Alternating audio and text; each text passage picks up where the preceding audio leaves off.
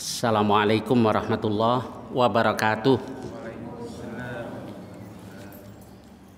Alhamdulillahilladzi arsala rasulahu bil huda wa dinil haqq liyudhhirahu 'alad dini kullih wa kafaa billahi syahida. Asyhadu an la ilaha illallah wahdahu la syarikalah wa asyhadu anna Muhammadan 'abduhu wa rasuluh. Allahumma salli wa sallim wa barik ala nabiyyina Muhammad wa ala alihi wa sahbihi ajma'in, amma ba'd. Bab ke-7 dari Kitabul Imarah, yaitu babu tahrimi hadayal ummal. Bab tentang haramnya memberikan hadiah kepada para amil. Para amil ya orang-orang yang dulu dipekerjakan oleh Rasulullah untuk memungut zakat. Misalnya contohnya adalah sahabat Mu'adz bin Jabal dan juga beberapa sahabat yang lain. Jadi bab tentang haramnya memberikan hadiah kepada para amil atau menerima hadiah. Amil dilarang menerima hadiah. Hadisnya yang pertama, bismillahirrahmanirrahim. Hadithu Abi Humaidin As-Sa'idi radhiyallahu anhu. Anna Rasulullah sallallahu alaihi wasallam ista'mala amilan. Bahwa Rasulullah sallallahu alaihi wasallam mempekerjakan seorang amil. Kemudian faja'ahul amil hina faragha min amalih. Datanglah amil itu kepada Nabi ketika dia selesai melaksanakan pekerjaannya. Faqal ya Rasulullah hadza lakum wa hadza uhdiyali. Wahai Rasulullah, ini milik kamu sedangkan ini dihadiahkan untukku. Faqala lahu, lalu Nabi SAW katakan, Nabi bersabda kepadanya, afala qa'atta fi baitik. Kenapa engkau tidak duduk saja fi baiti abik wa ummik? Kenapa engkau tidak duduk saja di rumah bapakmu dan ibumu? Fa nadharta, lalu engkau tunggu, engkau lihat. Ayuhdalaka amla, apakah engkau dikasih hadiah atau tidak? Tsumma qama Rasulullah sallallahu alaihi wasallam asyiyatan ba'da shalah. Dan berdirilah Rasulullah sallallahu alaihi wasallam di waktu petang sesudah salat. Fatasyahada. Kemudian Nabi bertasyahud wa athna 'ala Allah, dan menyanjung Allah bima huwa ahlu, dengan sanjungan dengan sifat-sifat yang Allah yang menjadi pemiliknya. Tsumma qal, kemudian Nabi bersabda, amma ba'du, adapun sesudah itu, fama balul amil nasta'miluhu fayatina fayaqul.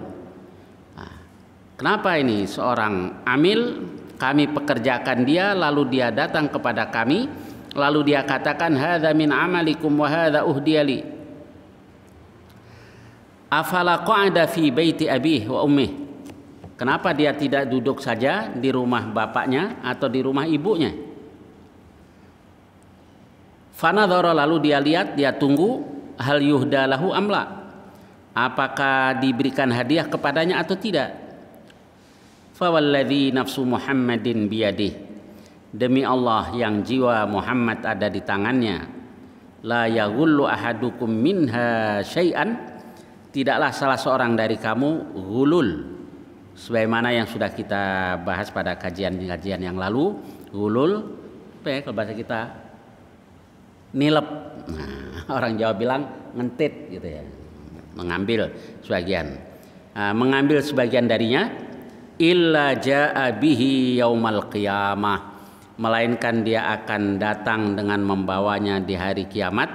Yahmiluhu ala unuqih. Dia membawanya di atas pundaknya. In kana ba'iran ja'a bihi lahu rugha. kalau itu seekor onta dia akan membawanya, si ontanya sambil bersuara. Wa in kanat baqaratan jaa biha laha khuwar, kalau itu adalah seekor sapi dia akan membawanya dan sapinya itu bersuara.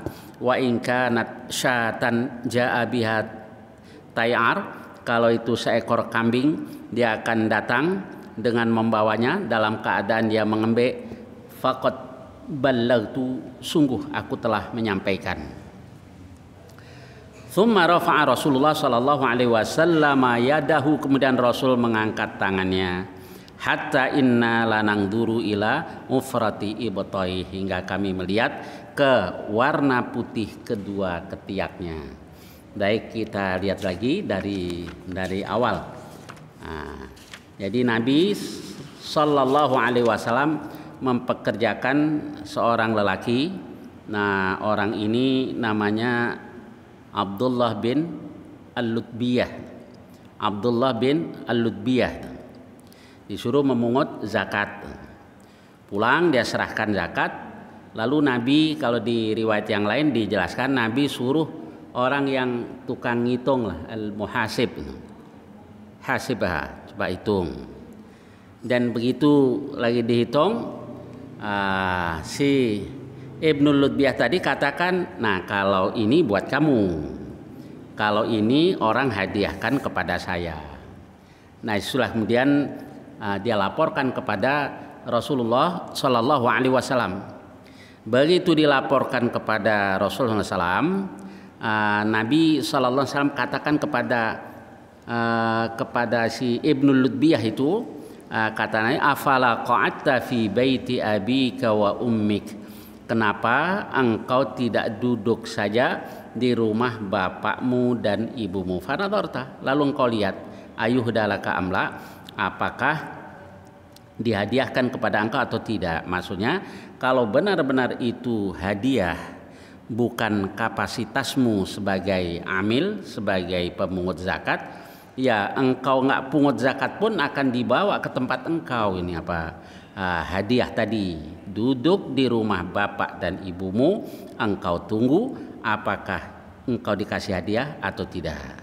Karena si Ibnul Lutbiyah ini datang ke tempat tadi dalam kapasitasnya sebagai amil, sebagai pemungut zakat.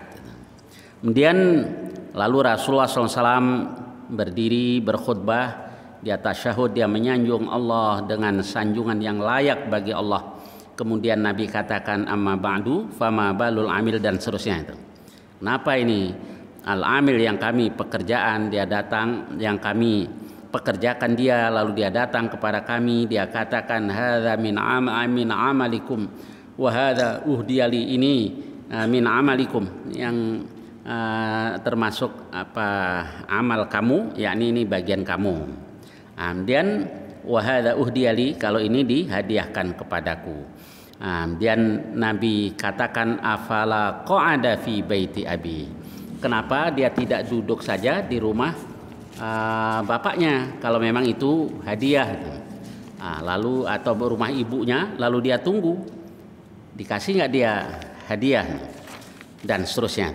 Baik, kemudian kalau di riwayat Tirmidzi, Mu'adz bin Jabal tadi yang saya sebut di awal kajian tadi, sahabat yang biasa diutus jadi amil oleh Rasul ke daerah Yaman, yaitu sahabat Mu'adz bin Jabal diantaranya. Dan beliau katakan, ba'atsani Rasulullah SAW ilal Yaman, Rasul mengutusku ke Yaman. Faqal, nah Nabi pesan, la tusibanna syai'an bi ghairi idzni fa innahu ghulul, jangan kau ambil sesuatu pun tanpa izinku, sebab kalau itu engkau lakukan itu adalah ghulul. Nah itu berarti ini ngambil, korup dan seterusnya lah.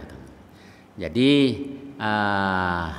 dia boleh ngambil sebagian dari zakat yang dibawa menghadap Rasul itu, kalau itu atas izin Rasul, jadi jatahnya sebagai amil.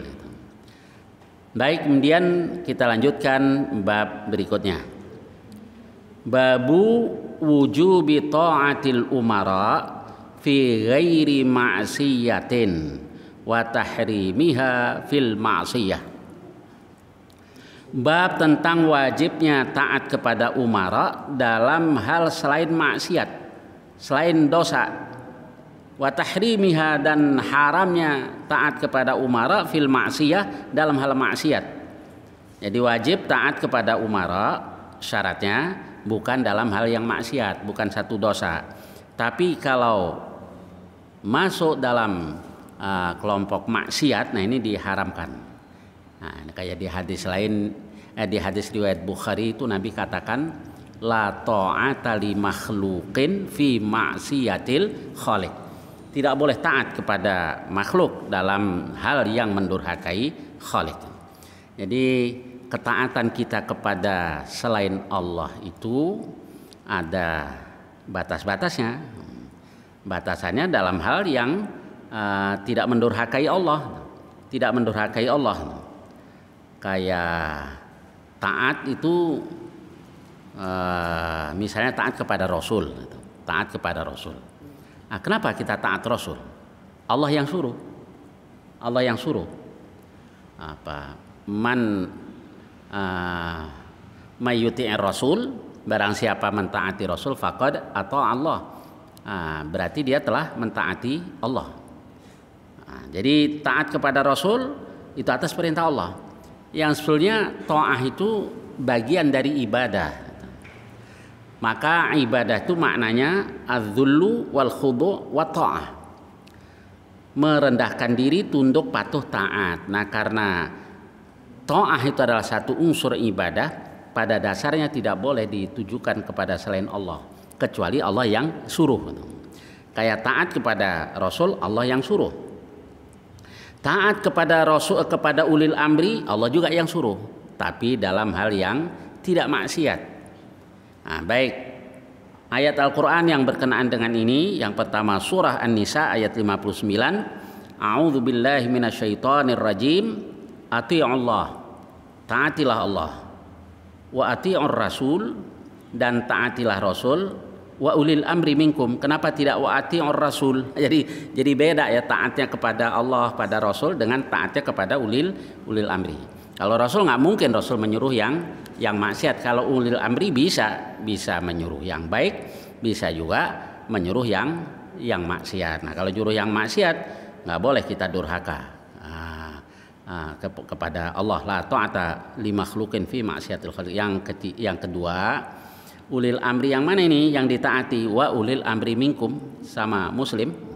Wa ulil amri minkum, dari golongan kamu. Baik, kemudian hadis-hadis yang berkenaan dengan ini, di antara adalah sebentar, tentang ayat tadi, ayat ati'ullah, itu Ibnu Abbas radhiyallahu an katakan bahwa qal nazalat fi Abdillah ibni Hudzafah ibni Qais ibni Adi idh ba'athahun Nabi sallallahu alaihi wasallam fi Sariyah. Ayat ini turun berkenaan dengan Abdullah bin Hudzafah bin Qais bin Adi, ketika dia diutus Rasulullah SAW untuk memimpin satu pasukan.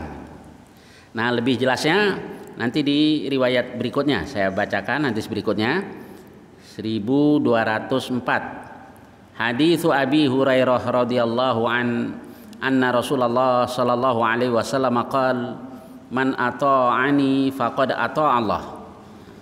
Bahwa Rasulullah SAW bersabda, barang siapa mentaati aku, sungguh dia telah taat Allah. Taat Rasul berarti taat Allah. Ya, kayak di Al-Quran Allah katakan mayyuti'ir rasul faqad ata'a Allah. Barang siapa mentaati Rasul, sungguh dia telah mentaati Allah. Nah, kemudian Nabi katakan waman ata'a amiri faqad ata'ani. Barang siapa mentaati amirku, yakni orang yang dipercaya oleh Rasul untuk diserai amanah oleh Rasul untuk memimpin beberapa sahabat, misalnya dalam peperangan tadi. Taat kepada amirnya Rasul tadi berarti dia telah mentaati Rasul. Waman asa amiri, barang siapa yang durhaka membangkang terhadap amirku, faqad asani, sungguh dia telah durhaka terhadapku.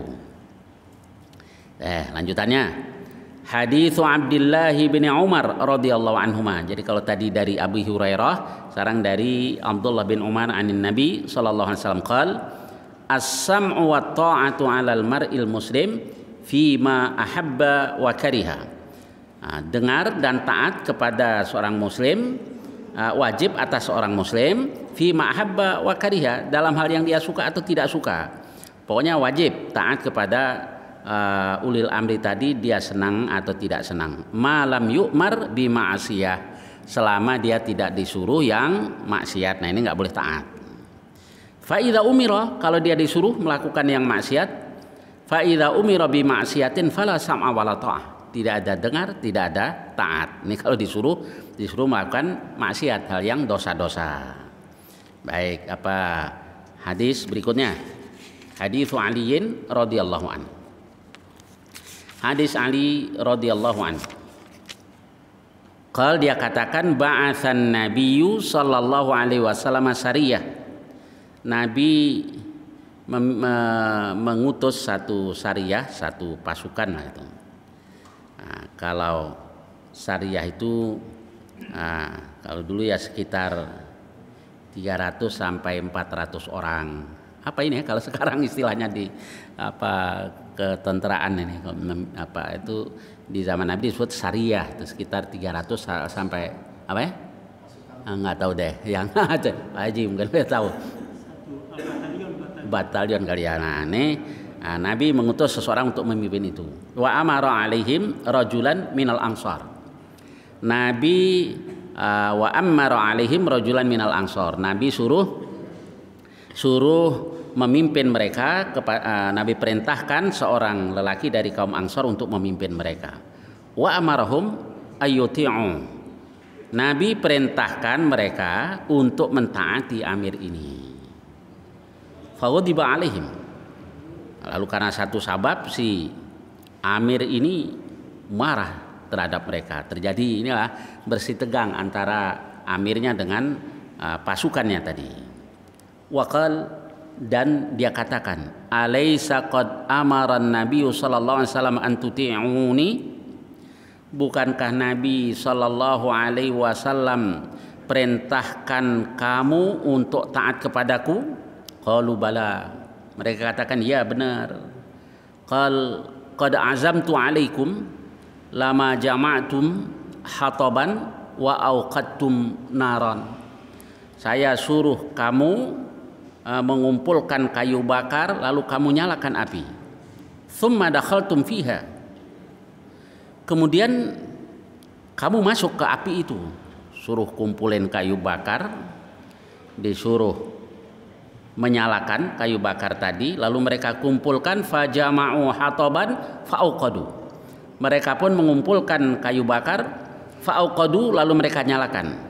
Falamma hammu bid-dukhul, nah ketika mereka hampir atau ingin masuk, faqama yanzuru ba'duhum ila ba'din, lalu sebagian dari para sahabat tadi saling melihat yang lain lah. Jadi saling lihat-lihatan, gimana ya kok kita disuruh begitu, barangkali disuruh masuk ke api. Qala ba'duhum, sebagian dari mereka katakan, innama tabi'ana an-nabiyya sallallahu alaihi wasallam firaran minan nar. Ada yang katakan begitu. Nabi sallallahu alaihi wasallam, kita mengikuti Nabi sallallahu alaihi wasallam tidak lain karena kita lari menjauhi neraka, menjauhi api. Kita lari, kita mengikuti Rasul dalam rangka menjauhi api neraka. Afanadkhuluha, maka apakah iya kita mau masuk ke api tadi? Nah, ketika ada yang mengatakan begitu, fa bainama hum kadzalik id khamadatin nar. Ketika mereka dalam keadaan seperti itu, tiba-tiba apinya padam. Wasakana ghadabu, dan si amirnya tadi redalah marahnya. Fadzukira lin nabi, lalu diterangkan hal itu kepada Nabi sallallahu alaihi wasallam. Faqal, lalu Nabi katakan, lau dakhaluha ma kharaju minha abadan. Kalau mereka memasukinya ya mereka tidak akan keluar darinya selamanya, yakni mati kalau mereka masuk. Artinya nggak boleh kita taat dalam hal seperti ini. Innamat ta'ah fil ma'ruf, hanyalah sesungguhnya ketaatan itu fil ma'ruf, dalam hal yang ma'ruf, dalam hal yang baik. Berarti nggak boleh ya taat kepada siapapun loh pimpinan kita. Nggak boleh sholat misalnya, ya harus sholat, harus dilanggar karena melarang sesuatu yang diwajibkan oleh Allah SWT, atau sebaliknya menyuruh sesuatu yang dilarang oleh Allah Subhanahu wa Ta'ala. Baik, kemudian hadis berikutnya, hadis Ubadah bin Samit radhiyallahu an Junadah ibni Abi Umayyah qal dakhalna ala Ubadah ibni Samit. Kami, kata Junadah bin Abi Umayyah, masuk ke tempat Ubadah bin Samit wa huwa marid. Si Ubadah bin Samit ini dalam keadaan sakit. Nah, jadi menjenguk Ubadah bin Samit. Qulna, kami katakan aslahakallah, hadits bi haditsin. Aslahakallah, mudah-mudahan Allah memperbaiki yakni keadaanmu. Kemudian ceritakan kepada kami satu hadis yang fa'ukallahu bih, mudah-mudahan dengannya Allah berikan manfaat kepada engkau, yaitu hadis sami'tahu minan nabi, yang kau dengar dari Nabi sallallahu alaihi wasallam. Qal, baru Ubadah bin Samit yang dalam keadaan sakit ini dia riwayatkan hadis dari Nabi. Dia katakan da'ana Nabi sallallahu alaihi wasallam, Nabi SAW memanggil kami, fabaya'nahu, lalu kami berbaiat dengan Nabi. Faqal, lalu Nabi SAW bersabda, fima akhadha alaina, yaitu di antara baiat atau janji yang diambil dari kami. Yang pertama anbaya'ana ala sami wa ta'ah, bahwa kami dibaiat supaya tetap dengar dan taat. Fi mangsyatina wa makrahina, dalam keadaan kami semangat, giat, atau dalam keadaan tidak suka. Wa usrina wa yusrina, dalam keadaan susah dan sulit dan mudah. Wa atharatin alaina, dalam keadaan atharah, ketidakadilan atau apa itu namanya kalau penguasa serakah lah, memiliki mengambil mengistiamah ya rakus, tamak, tidak adil, jadi dimonopoli semua. Kemudian wa alla nunazi al amra ahlah, dan supaya kami tidak melepas kekuasaan itu dari pemiliknya tadi. Artinya nggak boleh dimakzulkan. Illa, tapi ada syaratnya. Illa antarau kufran bawahan, kalau kamu melihat kekufuran yang nyata, indakum minallahi fihi burhan, kamu punya burhan, punya bukti, punya dalil dari Allah, yakni dari Al-Quran, bahwa orang yang seperti itu sudah kufur yang nyata. Nah, ini baru boleh dimakzulkan. Nah, tentang memakzulkan pemimpin ini, kalau di hadis yang satu lagi, itu yang Nabi bersabda tentang pemimpin yang seburuk-buruk pemimpin itu, wasyiraru a'immatikum, seburuk-buruk pemimpin kamu adalah yang kamu membenci mereka, tubghidunahum wa yubghidunakum, kamu benci mereka, mereka benci kamu, tal'anunahum wa yal'anunakum, kamu kutuk, kamu laknat mereka, mereka juga melaknat kamu. Kemudian ada yang bertanya, afala nunazi'annahum, boleh tidak kami turunkan dari jabatannya? Nabi katakan, la madamu yuqimuna fikum shalah, selama mereka, jangan selama mereka masih menegakkan sholat. Nah, jadi kalau masih menegakkan sholat nggak boleh diturunkan. Nah, yang kedua di hadis ini, illa antarau kufran bawahan, kecuali kamu melihat kekufuran yang nyata. Jadi jangan cuma mengira-ngira, menebak-nebak. Kalau memang jelas misalnya dengan kata-katanya itu menurut Al-Quran orang yang kayak begini kufur, nah itu baru boleh diturunkan. Jadi ada burhan, ada dalil, ada hujah dari Allah.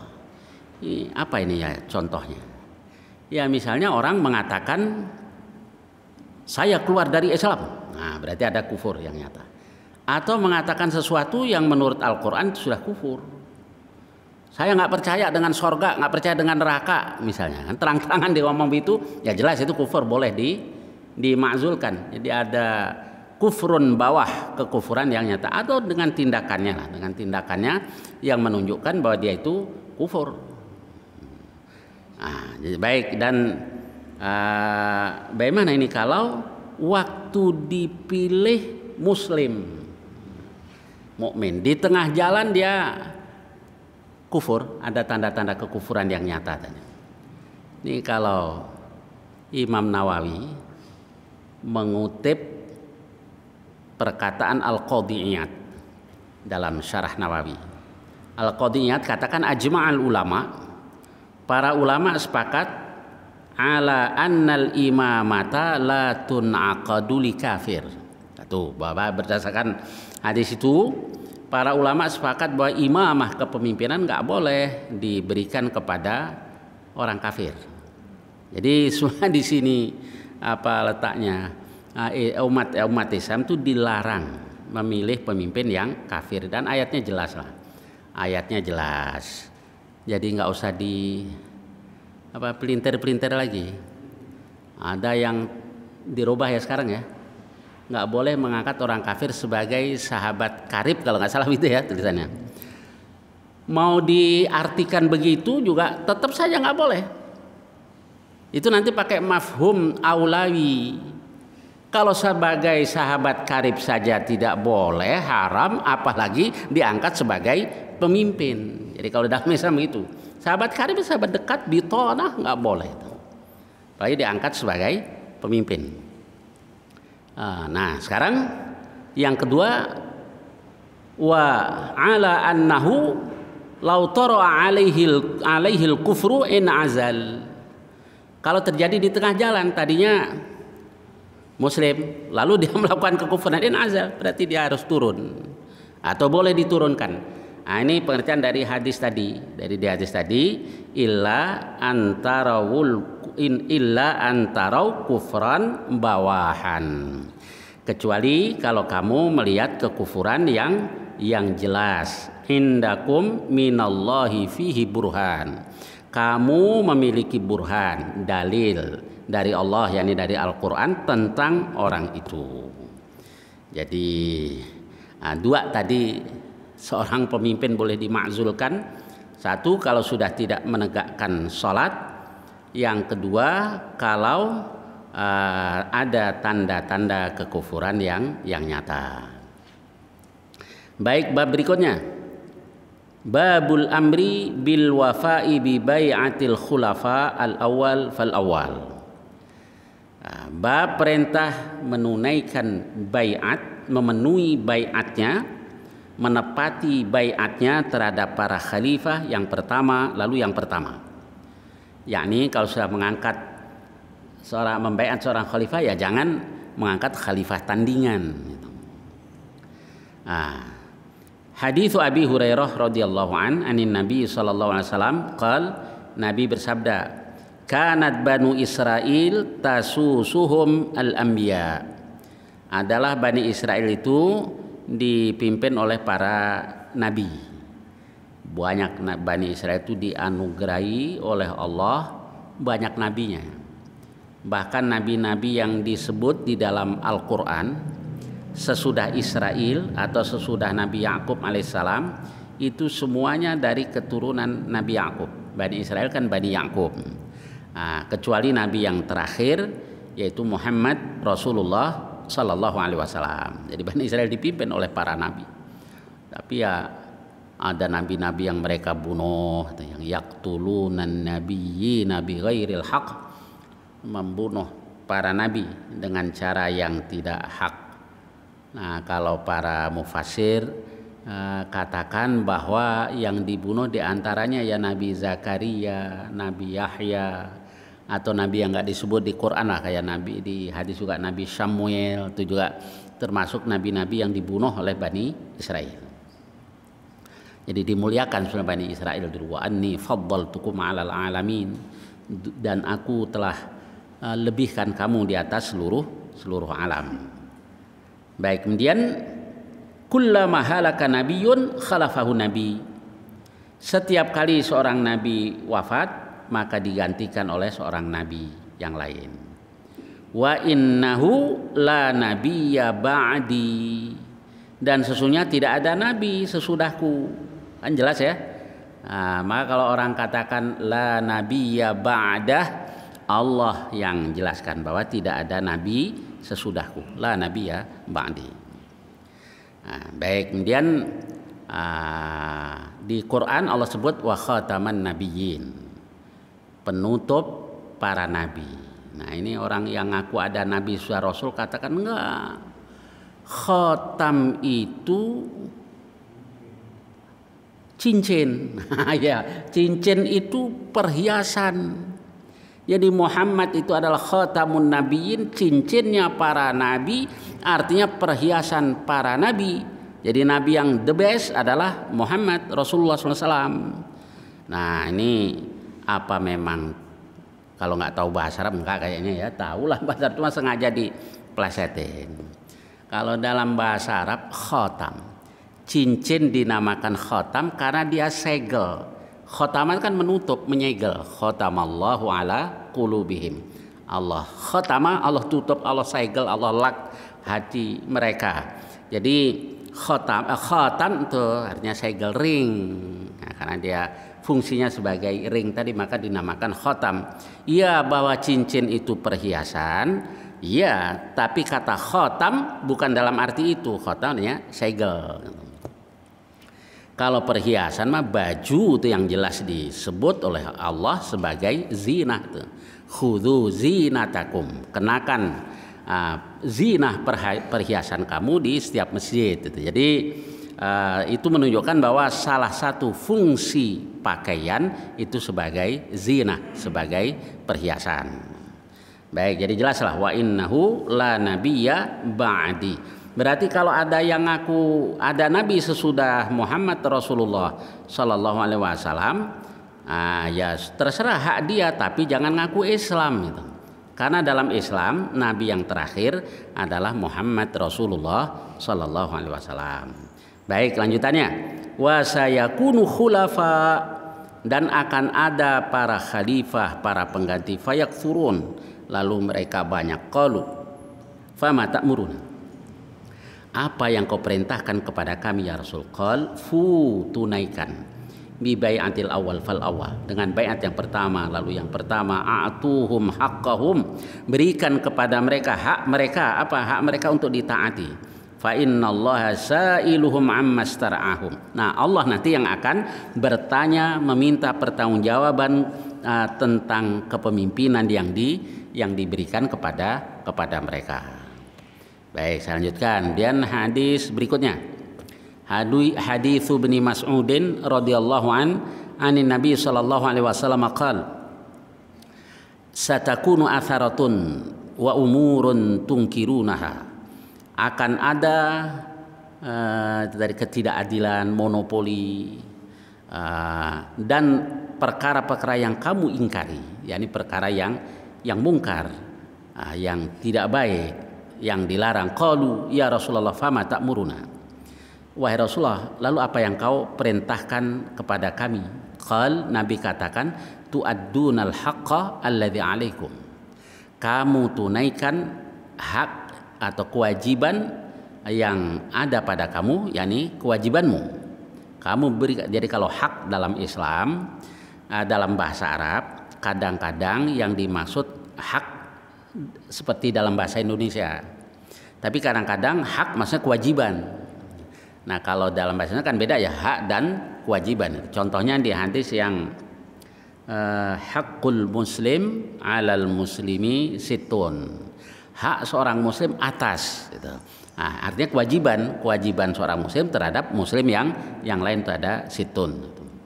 Baik, Nabi perintahkan tu'addunal haqqal ladzi 'alaikum, kamu tunaikan hak yang ada pada kamu, yang ada di atas kamu, yakni kamu laksanakan kewajiban kamu. Apa kewajiban kita?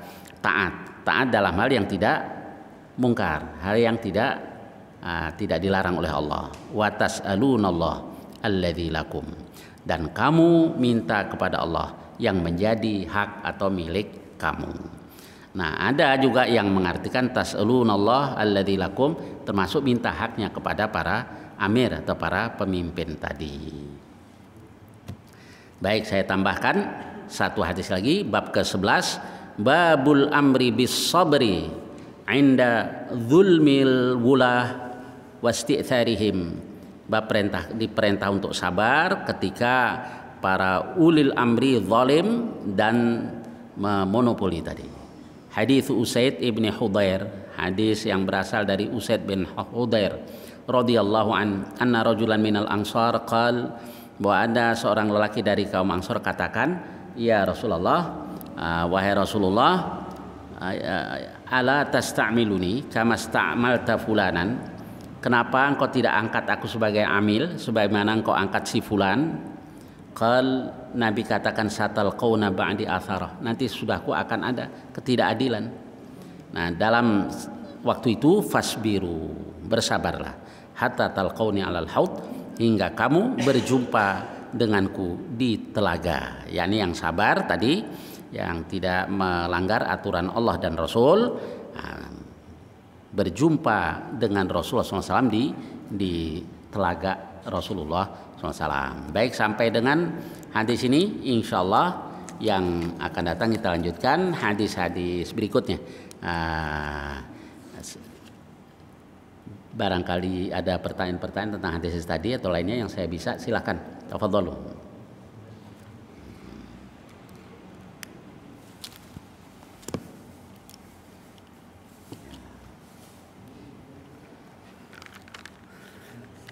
Ya, silakan. Ngambil uang yang bukan haknya itu di sini kan mengambil harta itu nanti di hari kiamat itu jika bawa unta itu perumpamaan atau apa? Ya wallahualam, diartikan apa adanya itu lebih selamat daripada kita takwil. Nah, bawa onta kan berat juga kan, dipanggul onta, dipikul ontanya sambil bersuara. Kan sekarang mungkin udah lain ngentitnya uang gitu kan. Ya wallahualam, memang nggak disebut di sini. Kalau dulu kan belum ada uang seperti sekarang. Ada uang juga, dinar, dirham, yang nilai intrinsik dan ekstrinsiknya sama gitulah. Nanti bagaimana kalau mereka ada yang ngentit, korup itu tadi hukumannya? Kalau yang jelas itu dosa besar. Bahkan walau qadiban min arok, sekalipun hanya sebatang kayu arok yang dipakai untuk siwak, kayu siwak itu juga dilarang.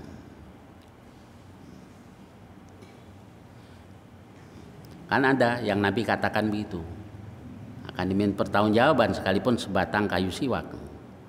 Ya Rasulullah, udah saya serahin aja. Kenapa engkau? Memang benar gitu. Sekalipun sebatang kayu siwak akan dimintai pertanggungjawaban oleh Allah. Sama mengenai ada suatu perusahaan yang bosnya ini melarang pegawainya sholat, harus boleh sih sholat Jumat tapi bergantian. Jadi dia minggu ini sholat, minggu besok enggak gitu. Oh, bukan itu. Kalau gantiannya begini Mas ini kalau darurat, kayak ada di beberapa pekerjaan yang memang nggak bisa ditinggal sama sekali. Gantian lah jamnya, itu yang penting masih masuk waktu Jumat, itu masih bisa. Kalau yang nggak bisa ditinggal sama sekali, kan ada kan pekerjaan-pekerjaan yang memang nggak bisa ditinggal dan menimbulkan mudarat bagi orang banyak nanti kalau ditinggal, kayak yang di bandara mungkin gitu. Nah bisa aja di save aja sholat Jumat lalu gantian. Jangan seminggu sholat seminggu enggak. Nah, jadi salah. Tapi kalau masih ada cara lain, ya cara lain lah. Misalnya giliran sholat Jumat yang jaga yang perempuan. Ya sekarang kurang apa? Polwan juga ada. Ini juga ada kan. Jadi bisa diatur begitu. Terus gimana tadi Pak? Ya maksudnya itu kan ada kawan gitu. Ya. Perusahaannya tuh ini siapa pengembang gitu. Ya itu sama bosnya itu dia tuh pokoknya lakinya tetap harus jadi Jadi dia sholatnya tuh sholat Jumatnya seminggu minggu ini dia, minggu besok temennya, jadi begitu. Oh, ya. Sholat zuhur boleh. Sholat lohor ya ya nggak seperti itu mestinya, di save masih bisa lah.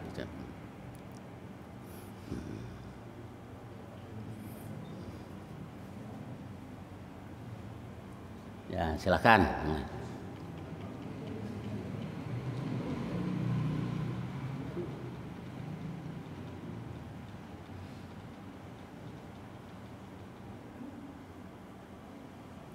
Apalagi cuman tadi